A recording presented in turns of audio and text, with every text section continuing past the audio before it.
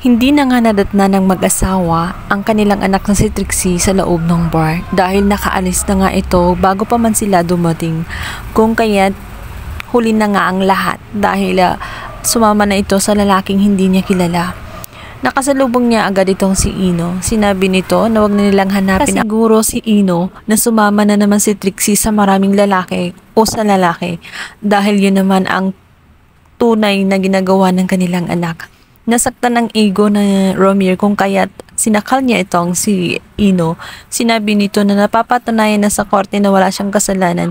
Ngayon, alam din niya ang kakayahan ng kanyang mga abogado. Sa kanyang ginagawa ngayon, maaaring mapakulong din siya. Wala na ngang nagawa ang mag-asawa kundi umuwi na lamang na bigoong makita ang kanilang anak na si Trixie. Inantay nila ang anak hanggang umaga. Magising itong si Romir sa sala at ito'y makita ang anak na umuwi na nga. Subalit inis na inis nga itong si Romir kung bakit nag-off siya ng cellphone. Nag-aalala ng husto ang kanyang mga magulang sa kanya. Subalit, instead na makinig itong si Trixie ay hindi pa siya natuwa sa ginawa ng kanyang mga magulang sa kanya. Hindi umano niya kailangan ng pag-aalala. Tutal patapon na umano ang kanyang sarili at ang kanyang buhay. Hindi na dapat sila mag-alala ng husto at hayaan na lang na tuluyang masira ang kanyang buhay. Maya-maya pa nga ay magugulat itong si Trixie dahil biglang may mag-send sa kanya ng video. Ginawan siya ng skandal ng nakasama niyang lalaki kung kaya't kakalat ito sa internet kung saan lalo siyang mahuhusgahan at lalong masisira ang kanyang pangalan. Isang kahihiyan na nga siya sa pamilya ng mga Ingano. Nag-aaway nga silang mag-ama. At dito'y ayaw ipakita ni Trixie ang naturang video hanggang sa natapon nga ang cellphone at dito'y bababa nga itong si Patricia at dito'y makita niya ang kawalang hiya na ginawa ng kanyang anak.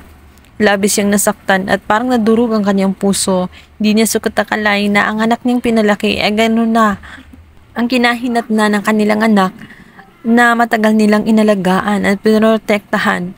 Ngunit hindi nila sukat akalain na gano'n ang mangyayari sa buhay nito.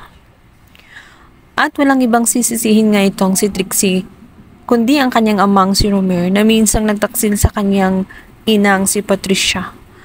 At lalong-lalo din sa kapatid na si Lelet kung saan kumampi pa ito sa kabilang panig kay Ino na siyang dumurog sa kanyang pagkatao. Napakahirap ng pinagdaanan nitong si Trixie dahil pakiramdam niya ay nawalan na nga siya ng boses.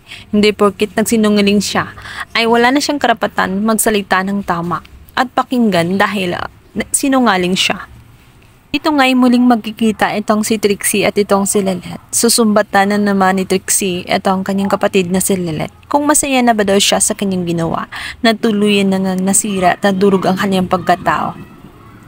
Dahil yun naman daw ang gusto ng lahat, ang makita siyang miserable, ang makita siyang pinag-uusapan at hinuhusgahan ang kanyang pagkatao.